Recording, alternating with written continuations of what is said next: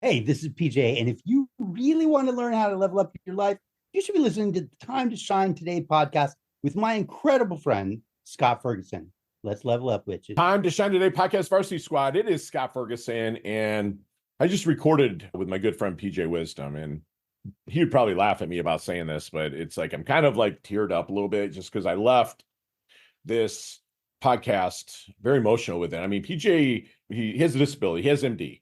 There's no use of anything except really his mouth, and just what he does in rocking stages and the people that he's put himself in front of makes me say, dude, what is wrong with me ever having a day that is not up to par and leveled up? And the knowledge nuggets he's going to drop on here are going to change your mind on anything and everything that you might be fearing, that you are struggling with, challenges that you have. PJ is the epitome of funny. He's the epitome of winning. He is the epitome of caring, serving, anything that you can think of that has to do with good. PJ is the epitome of. So I'm going to shut up, but I'm going to tell you this. Share this with somebody that's having a bad day. Share this with somebody that needs to hear from somebody that goes through absolute hell every day just to live on this earth. Okay. If you like it, please smash the like button and the subscribe button. Again, sponsors and affiliates love that stuff. So without further ado, here's my really good friend, PJ Dixon from PJ's Wisdom. Let's level up.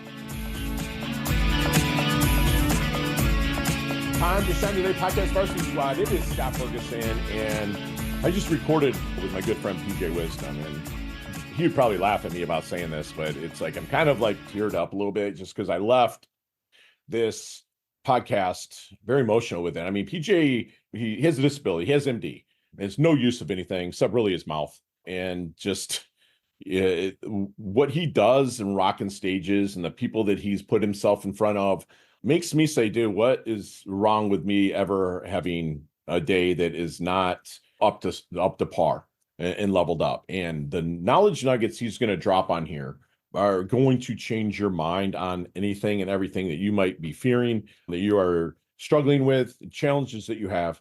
PJ is the epitome of funny. He's the epitome of winning. He is the epitome of caring, serving, anything that you can think of that has to do with good. PJ is the epitome of. So I'm going to shut up, but I'm going to tell you this. Share this with somebody that's having a bad day. Share this with somebody that needs to hear from somebody that goes through absolute hell every day just to live on this earth. Okay. If you like it, please smash the like button and the subscribe button. Again, sponsors and affiliates love that stuff. So without further ado, here's my really good friend, PJ Dixon from PJ's Wisdom. Let's level up. Time to Shine Today podcast Varsity Squad. This is Scott Ferguson, and I have to first give a really quick shout out to my good friend Luke DePron, who thought deep down that I would be a great connection for my guest that I'm bringing on, Mr. PJ Dixon, and he was absolutely right. So DePron, thank you so much for this. It was just me and PJ had like an hour-long conversation about a month ago. We just kind of wrapped, and it just feels like a brother from another mother. So first of all, thank you, Luke, and I'm super stoked to bring on my guy, PJ Dixon. He's an international speaker and resiliency expert. He has delivered more than 4,000 presentations in his lifetime and is considered one of the world's leading authorities on overcoming obstacles. At 19, he was the youngest person to be inducted into the National Hall of Fame for people with disabilities and has been seen and or worked with people in more than 35 countries. Despite PJ's disability, he has lived a better life than most able-bodied people, and ain't that the truth? And PJ, thank you so much for coming on. Please introduce yourself to the Time to Shine Today podcast Varsity Squad. But first, what's your favorite color and why? My favorite color, I struggle with giving you one, but I'll start with one. Yeah. Bright yellow, because it's bright, it's vibrant, it's energetic, it's enthusiastic. Yeah. But it can also add into that bright orange, and believe it or not, hot pink. Fuchsia is a gorgeous color. I rock hot pink all the time. It's in my color. I know you do. I love I used it, to have brother. a hot pink wheelchair. Did you really? Yeah, I actually had two of them in the past. That's legit, Right. dude. That's sweet.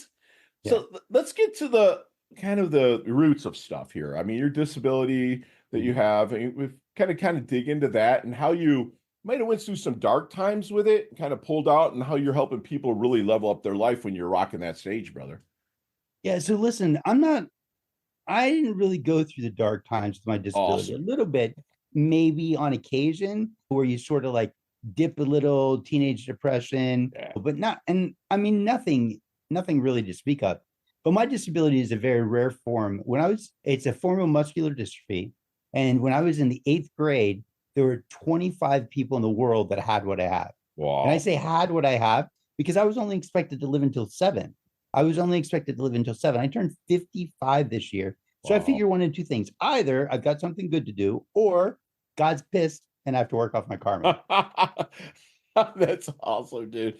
But so you turned 55 this year. I did. So I've lived 47, 48 years longer than I was expected to. Yeah. Up to this point. And my intention is to be 150, man. Like, I want to live as long as I possibly can. I want to live at least another 100 years. Yeah. And truthfully, like, I would live as long as I was able, because I love life. Yeah. There's so many things to see, taste, smell, experience, so many people to talk to, so many conversations to have, so much depth to go in terms of meditation and enlightenment. Like, why would I want to leave? Like, I really am in this place where when I die, I want to be like, God, this was amazing. When can I go back? Yeah. That's true, man. And people, like, we need you here, because a lot of people, I'd love to say here that you really didn't feel sorry for yourself. And again, we all go through our dark times, but if you could have really leaned into it and had everybody kind of waiting hand and foot on you and stuff like that. But what was the click that it was like, listen, I'm not going to, like, I'll accept help, because we all want to be reciprocated to, but like to say, hey, I'm not going to rely on that. What was that, PJ? Yeah, listen, man, my mom used to say to me all the time when I was little, it's okay to ask for help. And I would say, I can do it myself, mommy. Right. So maybe it was something that I was ingrained with, but it was also, I think, partially the way I was raised. I remember when I was little, like 9, 10 years old, I would yell to my mom. I'd put on my little leg braces. I'd put on my little socks, my little chonies, pull up my little pants, my little shirt. And I say little, I mean, everything I wear is still pretty little. I'm a small dude, right? Like 4 feet tall in my wheelchair. But I remember I would yell, okay, mom, I'm ready for you to come help me get buttoned and zipped and tucked in. And she would yell back, okay, I'm busy. You keep trying. Ooh. And I would say, okay. And so I would like tuck my shirt into my underwear, because that's what you do when you're 9 years old. Yeah. I started to say 9th grade.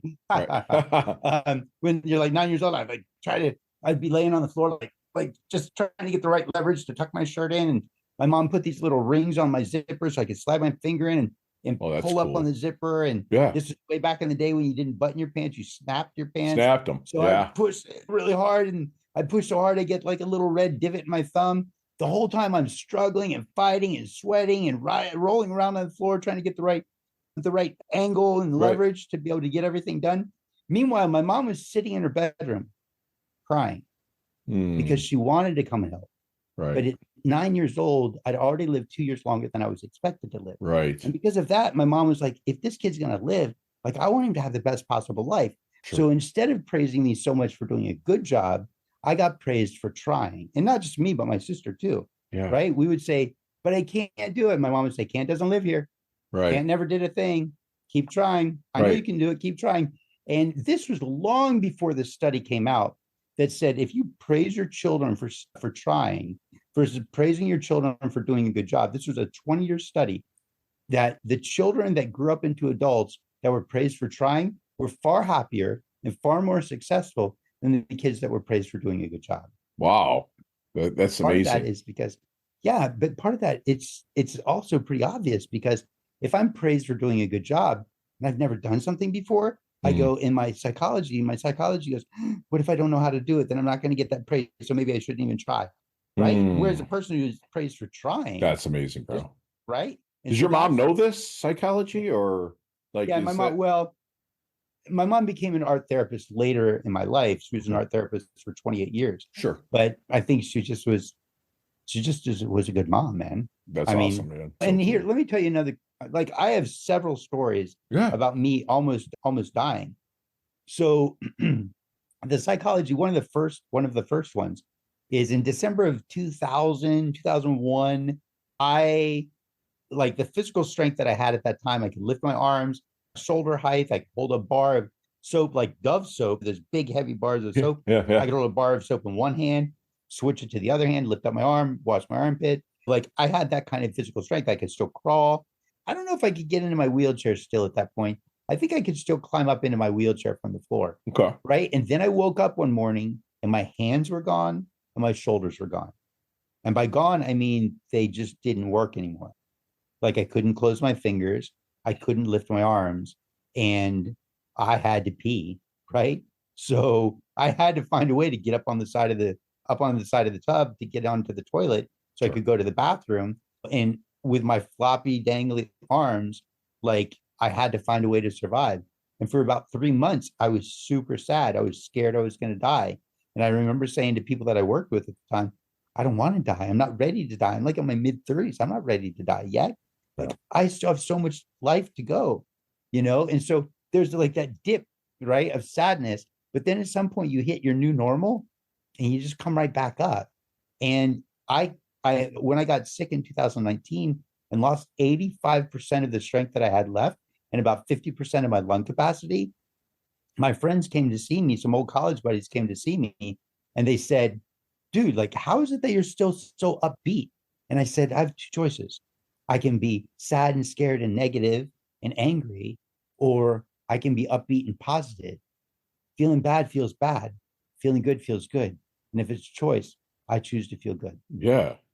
And so, like, I've moved, dude. I'm sorry. This is like awesome. So it's like usually I have questions ready to fire and whatnot, but like, is it kind of like almost a new normal kind of coming out daily for you with some of your motor functions, kind of like you're losing them? Is it like, like, again, like you're a true winner because winners make adjustments, right? Mediocre people, or if you want me to be harsh, losers make excuses. Okay.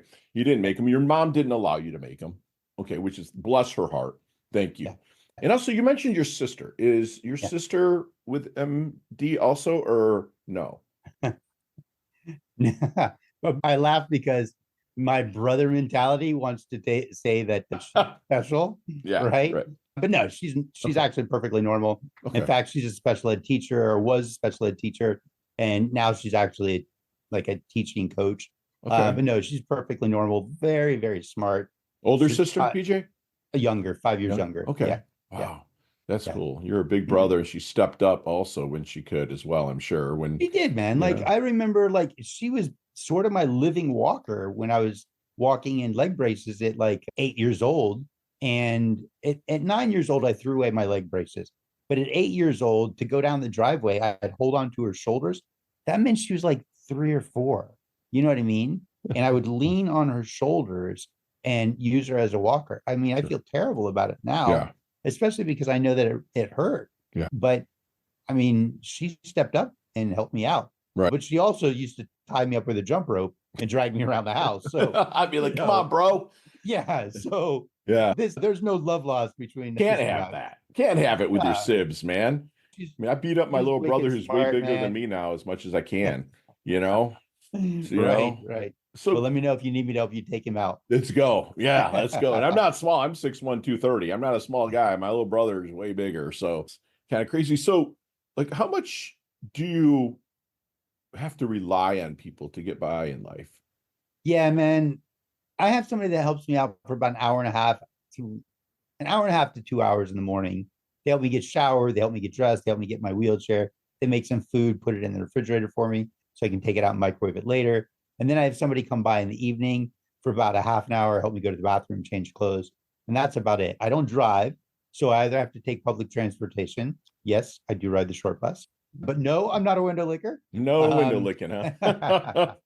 So hopefully that's not offensive to anybody. But listen, there might be people I can. You're living it, man. Right. Certain things you can say that we can't, which is I'm fine with, brother. I'm fine with that, PJ. Yeah. So as far as my own independence, I still do everything that I possibly can on my own. Okay. But I can't get dressed and undressed anymore. I can't get in and out of my shower anymore. I can't get on the toilet myself anymore. I can get off, but it's not a pretty landing. Sure. Face plant. So I don't do that very well anymore, but I can still get out of my own wheelchair myself. When I first got sick in 2019, I couldn't even roll over. I just didn't have the strength. I didn't know how to even drink out of a straw anymore. I didn't know how to get into my bed from the floor because I don't have a bed frame because then I can't get to the floor very well and I can't get from the floor into my bed. So I right now just have a futon that sleeps on the floor. Okay. Because it's just physically convenient for me. Understood. And I have to solve for what's physically convenient for me so I could live at the highest possible level. And so I was so weak that I couldn't have a blanket on me because I couldn't roll over. And if I did get rolled over, I couldn't unroll, you know?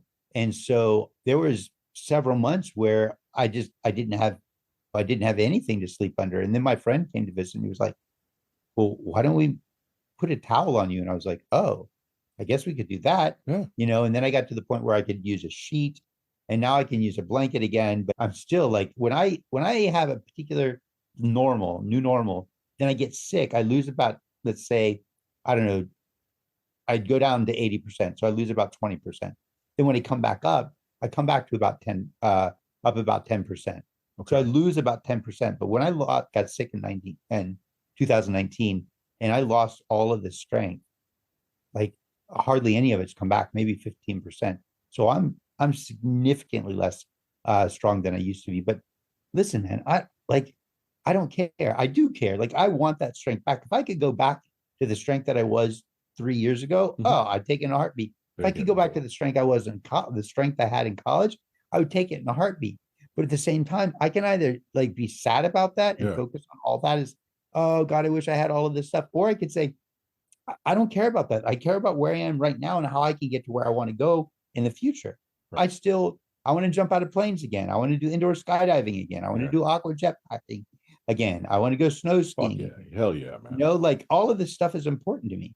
I used to play wheelchair sports. I still teach martial arts. I still train martial arts. I'm training cops right now, and we're expanding. We're doing what we can to expand that business as much as we can across the country, because this is cops don't have the training that they need to deal with physically disabled subjects, or suspects. And so I'm doing that, and we're looking at blowing that thing up nationwide, man. We're trying to make it so that it's a mandated training in every state. Like, I don't have time to be weak. I don't want to be weak. I want to live my life. As long as there's a breath in my body, I want to live like I'm like everything is on fire. Not in a bad, scary way, but on fire, like, wow, this is so fun. Let's keep going. Yeah. You know, like I want to be alive. And I want every person, I genuinely believe I was born to inspire people to come alive and actually do what they want to do. Because I don't think that, I believe that if people were really truly living the way they want to live, really looking inside and saying, well, I really want to be doing this. And it doesn't have to be a career. It could be sailing. It could be painting. It could be hiking. It could be traveling around the world. It could be starting and building companies. I don't care what it is. Anything that really sings to their soul, when people are living in that authentic, integrous way, then what happens is suffering, struggling, fighting goes away. There's no need for war. There's no need for anger. If I'm living the way I want to live, I'm filled with enough that I can be naturally generous. So now, let me say this last thing. You know, and I love Tony Robbins, and I love Dean Graziosi, and I love Simon Sinek, but all three of those guys talk about you got to find your why, right? And I'm sure your audience has heard that all the time. Find your why. You got to find your why. The problem, buddy, is that people don't find their why. You either have it or you don't have it. Like if you're a dad or if you're a parent, you're a mom, you're driving across a bridge, your car goes out of control, you go over the edge of the bridge and your car goes into the drink, right? And you will do everything you can to get your child out of that car. Absolutely. At the expense of dying yourself. Why? Because that love is absolutely unquestionable inside you. You don't have to find that why. That why exists. And so for me, what I say for people is it's not about finding your why. It's about letting go. Life is not about having the courage or the endurance to push on when things get difficult. Life is about finding and letting go of and releasing everything making it difficult. Because the moment I start to let go, and this is where I go different than Simon and Tony and Dean, they say, find your greatest why. And I say, hold on, don't look for your greatest why. Let's pull that anchor up. Let's let go of what's holding you back. Let's let go of what's pulling you under. Let's let go. Because the moment you let go, all of a sudden like you can breathe again, like Yeah. your wings spread, Right. the room opens up, there's expanse, Right. there's opportunity for growth, right? Right. But find that why means I'm dragging all that crap with me. Don't do that. Let all Right. that crap go. I love that you said that. I agree with you on most of that. Absolutely. Because like people ask, what's my purpose? What's my why? And I'm like, to be useful. That's it, man. And what's my definition of success is living a life of options and not obligations, right? It's like I dumb it down, I simplify it because I want to live a laptop lifestyle. And I've earned it because I put the reps in. A lot of people will say, "Oh, that's impossible." Like, it's possible. And people look at you, it's freaking possible, bro. You know what I'm saying? So, Absolutely. Yeah. PJ, what scares you? Snakes and alligators. Sure. Me too, brother. And so Especially you can't run from them, dude. I know. And when I was a kid, I used to be attacked by alligators in my dreams. They bite my leg off, right? And the thing about snakes is I can't put a snake down. Right. You don't hold a snake holds you. Right. You know what I mean? Right. And now with my arms, my hands being the way they are. So I joke about that. And it's a little tongue in cheek, but it's also true. No, I feel it, yeah. But what scares me is not being able to breathe on my own. What scares me is not having the power to have control over my life. What scares me is being stuck on my back and I don't have any way to sit up because I feel completely powerless. Right. Something that everybody else takes for granted. You wake up in the morning, rub your sleepy eyes, and sit up. You have an itch to scratch. Some stupid shit like that, man. That doesn't scare me. But what scares me is not having the ability to control my life, right? To be in control physically of my life. Like I can't go up and down steps, right? And while that's not that big of a deal because I've got great friends that'll take me up and down steps and elevators. Absolutely. Yeah. Right. Got one here, man. 100%, dude. You know what I'm saying? The idea that I'm not able to breathe independently is scary. The idea that I'm not going to be in control or have the physical strength to make the bodily decisions that allow me to live the way I want to or escape the things that I don't want. Right. Right. That's scary. Like not having physical control. Right. Like it's terrifying to me when I think of people that might be in a semi-conscious coma, right? Where they know they can hear, maybe they can even see because they're catatonic, but if they can't speak, they can't move their body. Man, like I'm not gonna lie, that's scary shit, PJ. I mean, I put myself through hell every morning. Yeah. I put myself through it, and I'm in, like, I meet people like you. I've met a couple other people that are disabled, and you guys just inspire me. And I know that you do. You know what I'm saying? And it just gets me, again, I torture myself for a good 45 to 48 minutes every morning with cold plunges and just pushing my body to the brink just because at 52, I want to live to 150 with you, brother. You know what I'm saying? Absolutely. So that's about 52 and here's million the thing, minutes. right? And going back to the cold plunges and putting yourself through hell. I was looking at the wrong camera. Doing the cold plunges and putting yourself through hell for 45 minutes every day. Like, this is one way that people can actually improve their life by setting challenges up for themselves. 100%. So when people have anxiety or panic attacks, that comes because they don't feel empowered. Sure. Right? Anxiety and panic comes because I feel disempowered.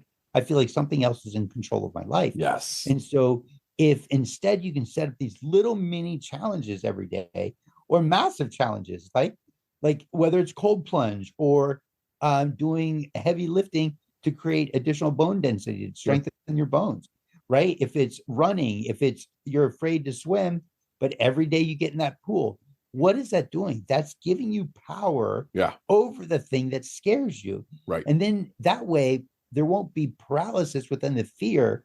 You'll still be able to take action despite the fear. Hell yeah. And that's one of the most important things. Remember when you said what scares you basically comes down to paralysis. Yeah. Right? The inability to function or to move. I heard a story just recently of this lady who's I don't know, 85 years old, and she's just not strong enough to move her body at all anymore. Bro, like I have hardly any muscle whatsoever. That is terrifying. Yeah. Yeah. Because I want to be able to move. Like I want to stand. I want to rock climb. Yeah. If you gave me my ability right now to be able to be perfectly normal, first thing I would do is rock climb. Yeah. Why? Because I want to test those muscles. Yeah. I want to challenge the fear of the height. I want to make sure that I'm like, can I cling to that wall? Can I overcome the obstacle? I want to climb to the You want to scare the shit out of yourself on something you can actually control. Like right now, you can't control what you're afraid of. You know what I'm saying? And I'm not saying to control everything, but you would love to know that feeling. And the people that have the ability, like myself, and they don't, I feel that they're sinning. And I'm not saying it in a religious connotation, okay? Sinning, the root word of sinning to miss the mark. Yes, is to miss the mark. And people miss the mark on a daily. And I hope that people out there are listening to this and saying, listen, man, like this guy fears the worst fear. And a lot of people get up and fear, oh man, I have a headache or I'm hurting. Bro, I'm sorry. I'm not saying, oh, look at PJ. He's this and we need, no, dude, I'm just like, bro, build off of that because when you have the ability to do something, get the frick out there and do it, man. You know, but don't do it because like you're afraid, right? Because then you're feeding the fear. Do it because you want to be free. Yes. There's a slight difference.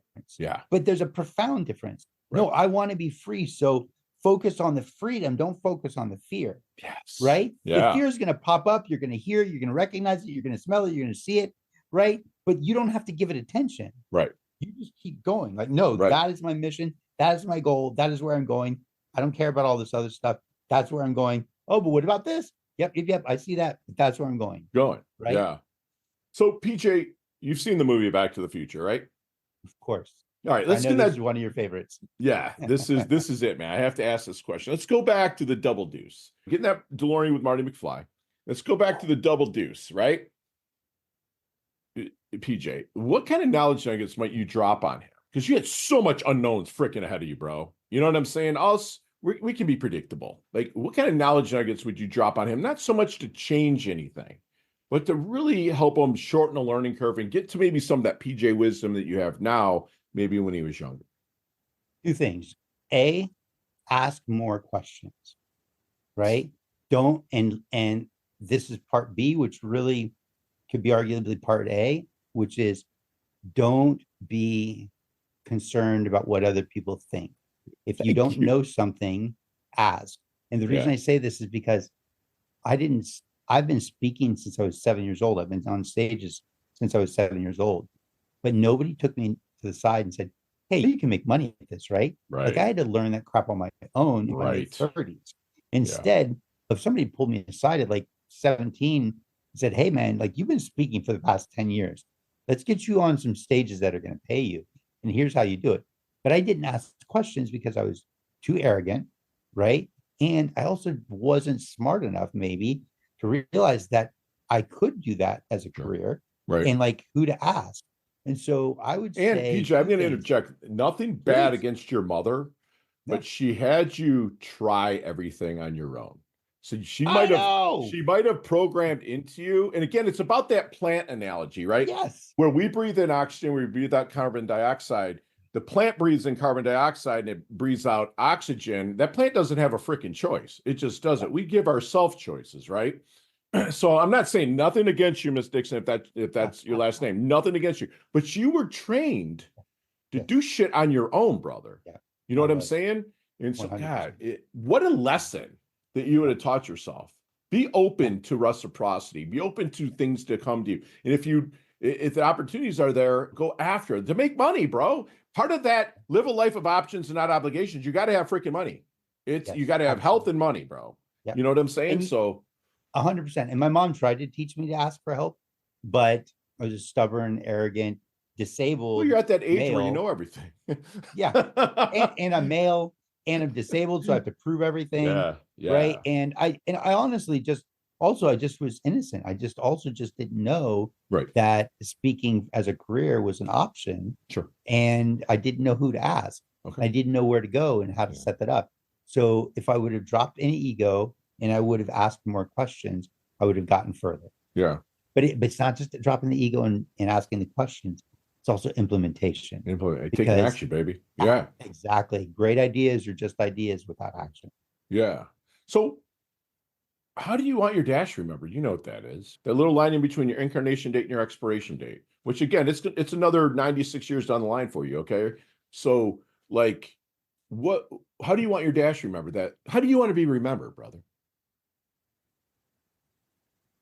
He changed my life. Love it. Yeah. He changed my life. Yeah. That and you are. So PJ, what do you think people misunderstand the most about you? About me? Yeah. Honestly, that sometimes I break down and I cry also. And then as soon as I do, I get back up.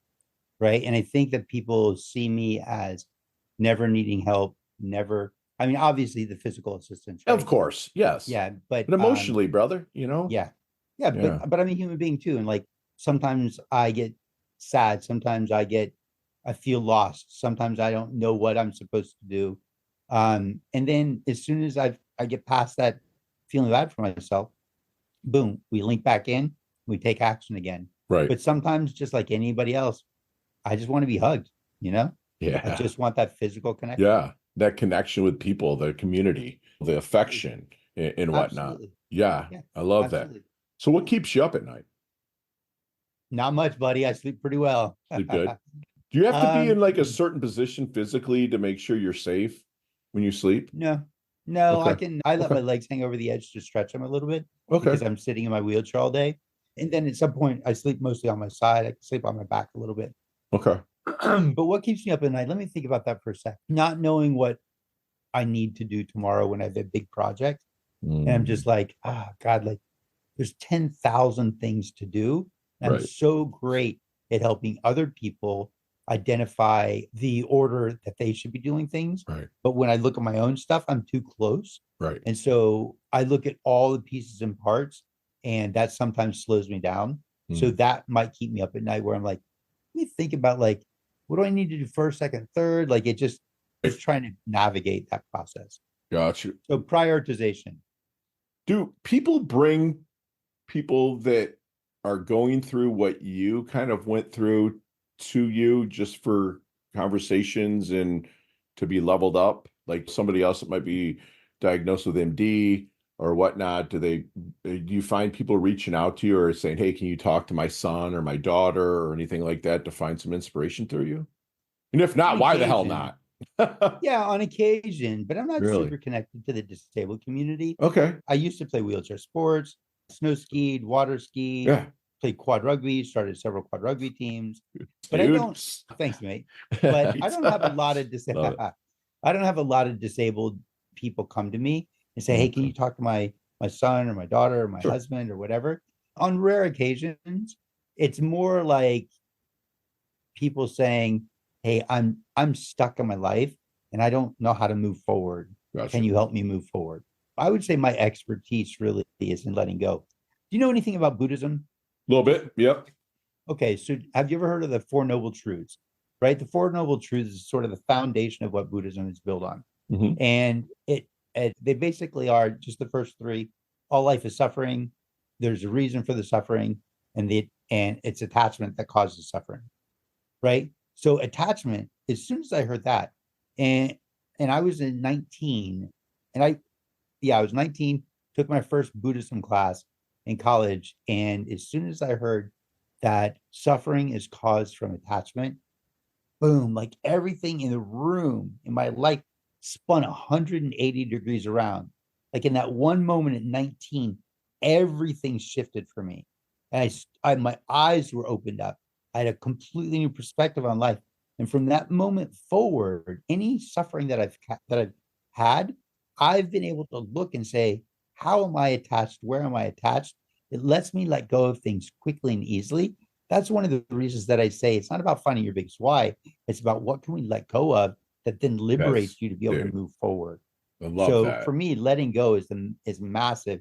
And that works for people that feel stuck. Like, I'm stuck. Okay, well, how do we get you unstuck?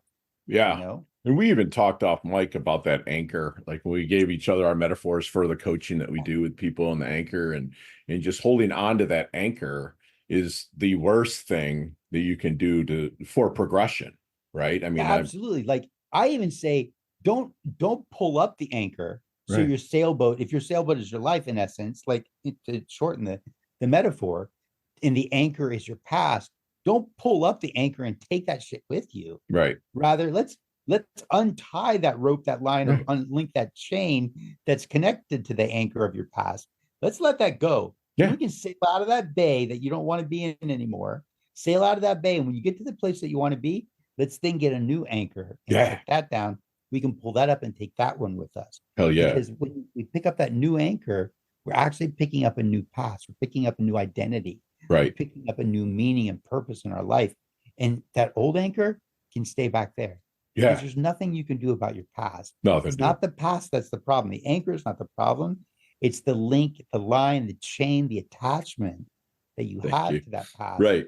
causing you to suffer. Because there's actually Gotta let go of lessons in that. that anchor that are good as well. Know what I'm saying? Yeah, That there's yeah, actually happy memories in that anchor. That anchor kept you safe at one time. It kept you where you were. So I love that yeah. you cut off the attachment to it. That's Yeah, awesome, man. I say that the doors to your remarkable future are in your past. The Yeah. doors to your remarkable future are in your past because if that anchor is lodged strong, sturdily in the ground, and you take off running, and there's a rope tied to your emotional center, your thinking, and Right. it's tied to the anchor, you Yeah. take off running towards what you want. You Right. come off your feet, man, you're jerked back into the past. Right. Why? Because your unconscious mind is like, hey, I see you want to go over there and you want to go over there really fast. So we need to let go of this attachment Right. that you have so Right. that you can move forward. And then Right. you'll run forward again. At some point, you'll come off your feet again and get jerked into the past again because there'll be another rope or line or chain or attachment to that past Right. again that you're going to want to let go of again. So True. it's not that the unconscious mind is holding you back. The unconscious mind is actually showing you what to let go of. Love that, man. So true, too. It's so true. Time to Shine Today podcast Varsity Squad. We are back. And PJ, we've talked about some of these off mic before, and hell, when we meet up, when you get out here to Tampa or whatnot, or I get out west, we can talk about some of them. But today, you got 5 seconds with no explanations to answer them. So you know this drill. So Roger you that. ready to level up? Roger that. And again, thank you for listening to the pod as well. So I know that you've Dude, mentioned are some you stuff, kidding so me? I I really love this. appreciate it. I Yeah, love it, man. absolutely. All right, PJ, what is the best leveling up advice you've ever received? 1 inch wide, 1 mile deep. Love that. Legit. Yes. Share one of your personal habits that contributes to your success. I dope myself, not with drugs, but actual dopamine every day to get myself in motion. Whenever I feel like I'm low, I get myself excited. I don't have to think about anything. I just turn on the dopamine, flush it through my system, motivated, I'm in action again. That's beautiful, brother. Awesome. So you see me kind of like at a networking event, or maybe we're just hanging out and you're like, Fergie's in his doldrums a little bit. What book might you hand me that maybe flipped that level up switch for you? Okay, so that's a slightly different question. I would say what book would I would suggest is One Good Thing. I think it's called The One Good Thing. Okay. Oh, sorry, The One Thing by Gary Keller. The Yeah. One Thing by Gary Keller. Yep. But if Yep. you want to flip the mood, I'd give you a very tiny thin book called The Sacred Tree. Okay. Love The it. Sacred Tree. Write that Yeah. down, Danny. Awesome. Thank you. Most commonly used emoji when you text. Heart. Love it. Nicknames Or growing brain up. hands. Nicknames. PJ is I've always been PJ. My mom calls me Peach Podge. Sometimes people call me Peach. Love it. Love that, dude. I've had somebody call me PP, which I thought was super cute. Any hidden talent or superpower that you have that nobody knows about until now?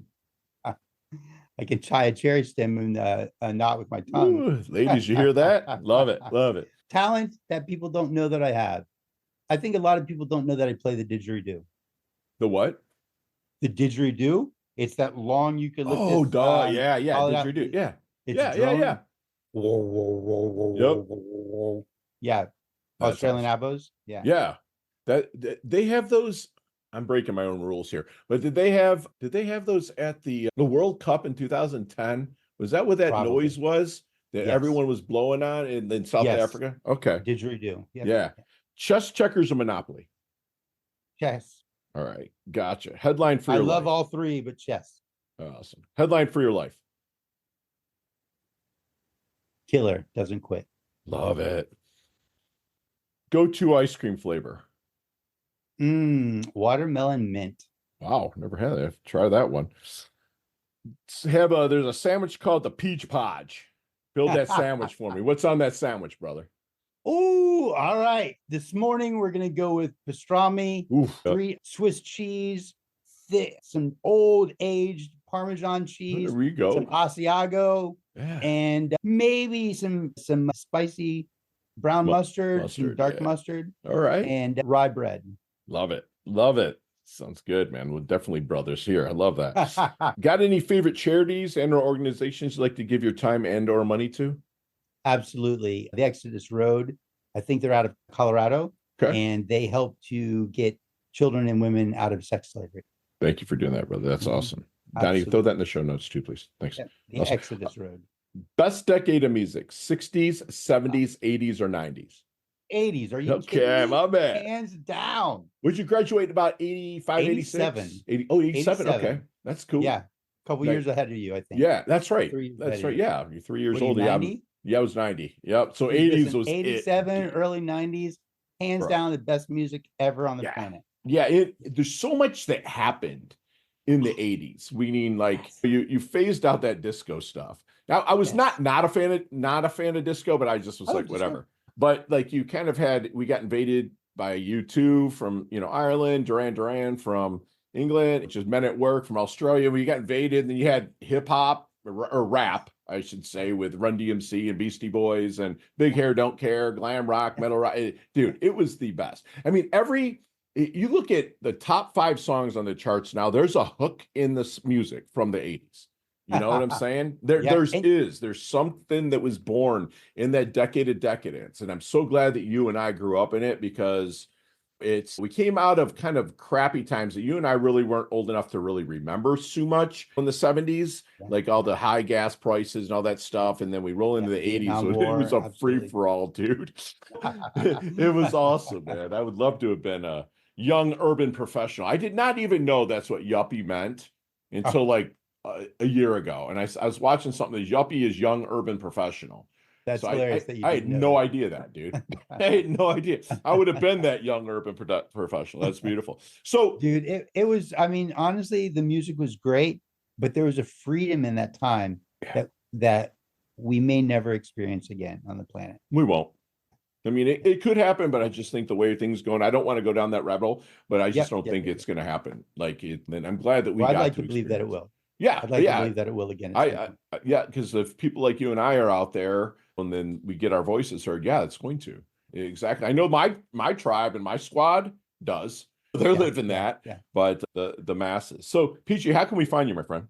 I would honestly, because I'm rebranding some of my social media. So at this point, I would just go to pjswisdom.com. PJs, and that's with an S, guys. Yeah, pjswisdom.com. Yeah, PJ's wisdom. And it's awesome. He's rocking the mic on there, man. He's got his handsome self laughing. He's got a little Leslie Brown on there, Melanchek, yeah, buddy. Hatter. Yeah, buddy. Dude, he's a little baller, man. That's awesome. I've shared the stage with Tom Bilio, Naveen Jain, who's a billionaire. Yeah. Kevin Harrington, who's interviewing me next month. Dude. Les Brown. Listen to this fucking name dropper over here. Yeah. Just because you have MD, dude, you get all. I'm just kidding. Oh man, who knows? Maybe I'll get a speaking gig because somebody's like, "Oh, you know Les." Dude, you are such a freaking inspiration, dude. And I'm not just saying that because of your disability. Like you would inspire people without it, but with it, you're using that tool to really level up and lean into that ultimate. So, PJ, to shut things down here, can you leave us with one last knowledge nugget we can take with us, internalize, and take action on? Give me a sec because I like it to come through me instead of from me. Got you. Truth comes from within. Don't ask for permission. Move with commitment. Wow. Don't ask for permission, move with commitment. Yes. Dude, that's amazing, brother. Yeah. And that's true. And squad, I have like one of my new besties for the Rusties today that I just brought on, and I can't wait to do something with PJ in the flesh and get out rocking. But PJ's out there, had a mom, right, guys, that didn't allow him so much to feel sorry for himself, and he didn't feel sorry for himself. His mom kept on having him try. He learned, like, again, we say winners make adjustments. Mediocre people or losers make excuses. And he made the adjustments. We praise children for trying. The children that are praised for trying are happier. That's just the truth. I look back and the things that my father or my mother made me do and try, I'm so much more grateful for them. You know, what I love about PJ is that he leans into his new normal. No matter how bad it gets, his new normal, he turns into his level up, his power. He's planting trees he's never going to sit in the shade of. And that's the kind of people that I love to be around. He's out there doing things for the intention of things. Now, he could be out there getting attention. He could grow 1 million followers if he wanted. He doesn't do that, man. He's out there changing lives, although he will be there, but he'll be doing it because he does things for the intention and not the attention. Cut off that rope to the anchor that's holding you back. Don't cut the anchor off so much. I mean, it's a great place to kind of visit, and it kept you safe for a while, but let's cut off the addition to the anchor to be able to change your life. Don't be concerned. Like, people that know me know I make 2 New Year's resolutions every year. 1, I make someone smile every single day. And 2, unless I've hurt you, disrespected you, owe you, or judged you, I give 0 whats about what you think about me. And that's one thing that PJ did. He's just not concerned with what other people think. If you're stuck on something, he said to ask people, or like my good friend Leah Woodford would say, get your asking gear. Get out there and ask for what you want. Lastly, truth comes from within. Don't ask permission and move with commitment. That's what my good friend PJ does. He loves up his health. He loves up his wealth. He's humble. He's hungry. He's a handsome devil. He's earned his varsity squad letter here at Time to Shine today. PJ, absolutely love your guts, brother. And I can't wait to meet you and collaborate on something. Roger that. I look forward to it also. You bet, brother. Chat soon. Hey, thanks so much for listening to this episode of Time to Shine today, proudly brought to you by Inlet Properties and Investments. If you are a business owner or professional who would like to be interviewed on the Time to Shine Today podcast, please visit timetoshinetoday.com/guest. If you'd like this episode, please subscribe on Apple Podcasts, YouTube Podcasts, Stitcher, Spotify, iHeartRadio, or wherever you get your podcasts. There's a link in the show notes to our website. Also, there you will see our recommended resources. We hope you will help support our show by supporting them. If you like what you have been listening to, it'd be great if you could give us a 5-star rating and tell your friends how to subscribe while you're at it. I'm your host, Scott Ferguson, and until next time, let's level up. It's your time to shine.